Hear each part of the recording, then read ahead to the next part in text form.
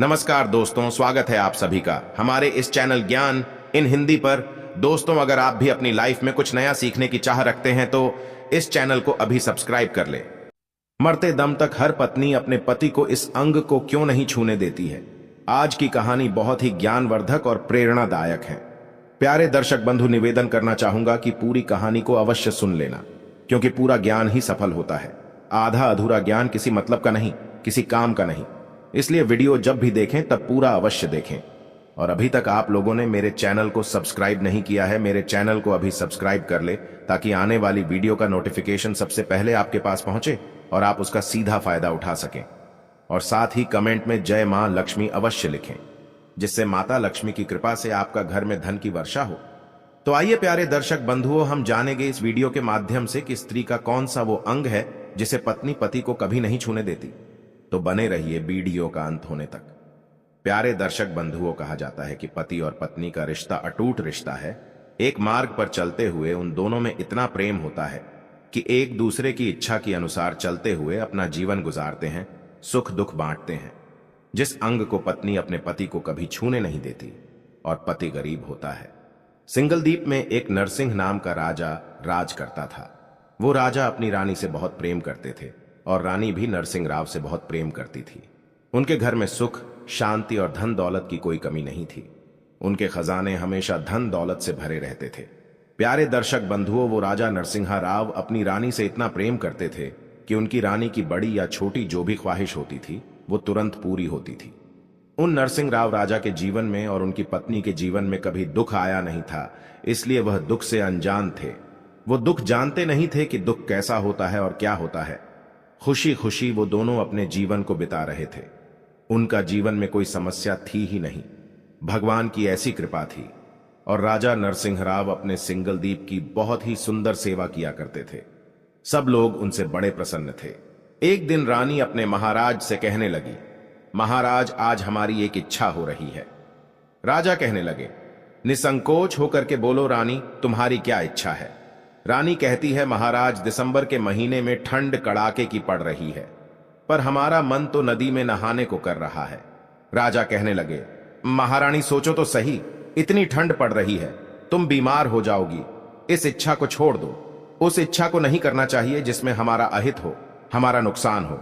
हमें साफ साफ दिख रहा है कि हमारा ऐसे में नुकसान हो जाएगा। आखिर इतनी ठंड में नदी में नहाने की तुम्हारी इच्छा, ये कैसी इच्छा है? मैं कुछ समझा नहीं, इस इच्छा को छोड़ दो रानी। राजा कहते हैं, रानी, तुम बीमार हो जाओगी, स्वास्थ्य खराब हो जाएगा, इसलिए मेरी बात मान करके तुम इस इच्छा को छोड़ दो। रानी कहती हैं, महाराज, यदि तुमने मेरी आज ये हठ पूरी नहीं की, इच्छा पूरी नहीं की, तो मैं समझने में देर नहीं करूंगी कि आप मुझसे प्रेम नहीं करते और जीवन में मैं कभी तुमसे कुछ दोबारा नहीं मांगूंगी। कहते हैं ना प्यारे दर्शक बंधुओं की राज हट, स्त्रियां हट और बाल हट, ये सबसे बुरी हट होती है। अगर ये तीनों किसी बात की जिद कर लें, हट कर ले, तो कुछ भी हो जाए उस जिद को पूरा करके ही रहते हैं। इसलिए इनसे हमेशा दूर बच करके ही रहना चाहिए। अब रानी की जिद देख करके राजा नरसिंह राव झुक गए, क्योंकि वो रानी बार बार उसी बात को कह रही थी। राजा ने कहा, ठीक है, तुम अपनी इच्छा पर डटी हो तो ठीक है।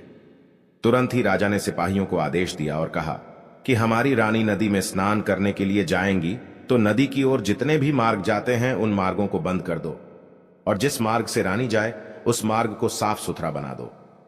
और सिपाहियों ने वैसा ही किया। तब राजा नरसिंह राव कहते हैं, रानी, अब तुम स्नान करने के लिए जा सकती हो और स्नान करके जल्दी ही लौट करके आना। तब रानी कुछ सहेलियों को साथ में लेकर के नदी में स्नान करने के लिए रथ पर बैठ जाती है।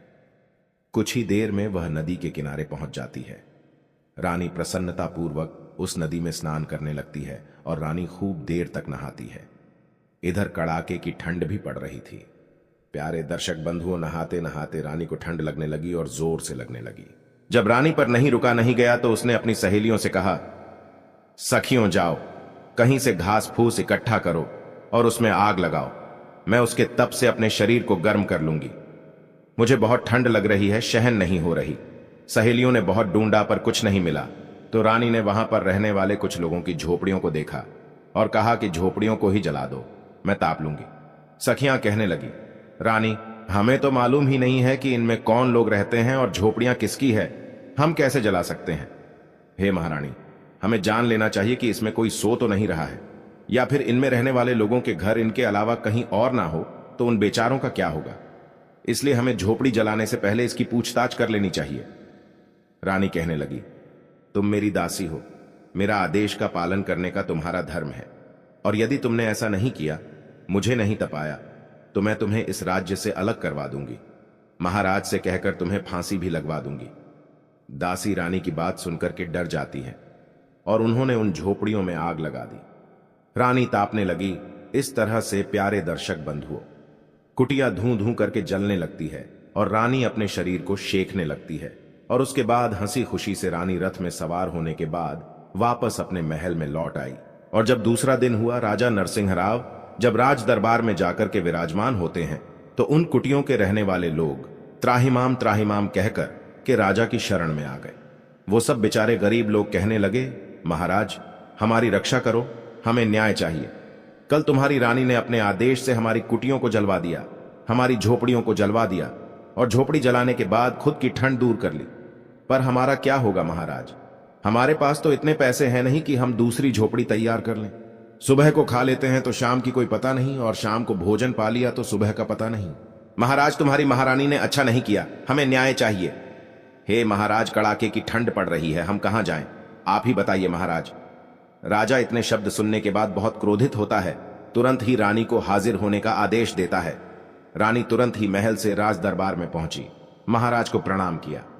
राजा ने गुस्से में कोई उत्तर भी नहीं दिया और कहा, कल तुमने कुछ गरीब लोगों की झोपड़ियों को जलवाया था। रानी सिर झुकाए हुए कहती हैं, जी महाराज, मैंने जलवाया था, परंतु आप इन झोपड़ियों के जलने पर इतने क्रोधित क्यों होते हो? इसमें क्या बड़ा अनर्थ हो गया? तब रानी कहती हैं, महाराज, अरे ऐसे ऐसे राजा हुए हैं जो लोगों को अपनी रानी के लिए फांसी पर भी चढ़ा देते हैं, कुटियों को भी जलवा देते हैं, मकानों को भी तोड़वा देते हैं, सुंदर महल भी बनवा देते हैं, और महाराज मैंने वो कुटिया जला दी तो आप इतना क्रोधित हो रहे हो? रानी की बात सुनकर के राजा और क्रोध में आ गया और कहने लगा, हे रानी, तुम किसी की मजबूरी को नहीं समझती हो। राजा नरसिंह राव कहते हैं, ये रानी सीधी बात तुम्हारी समझ में नहीं आएगी, लगता है कि अब टेढ़ी उंगलियों से ही घी निकालना पड़ेगा। राजा ने कहा कि रानी तुम अपने वस्त्रों को उतार दो और तुम भिखारी के वस्त्रों को धारण करो, भिखारी का भेष बनाओ, और पूरे नगर में तुम्हारी यही दंड होगा, यही सजा होगी। तुम भीख मांग के लाओगी, तब तुम्हें पता लगेगा कि क्या होती है अमीरी और क्या होती है गरीबी।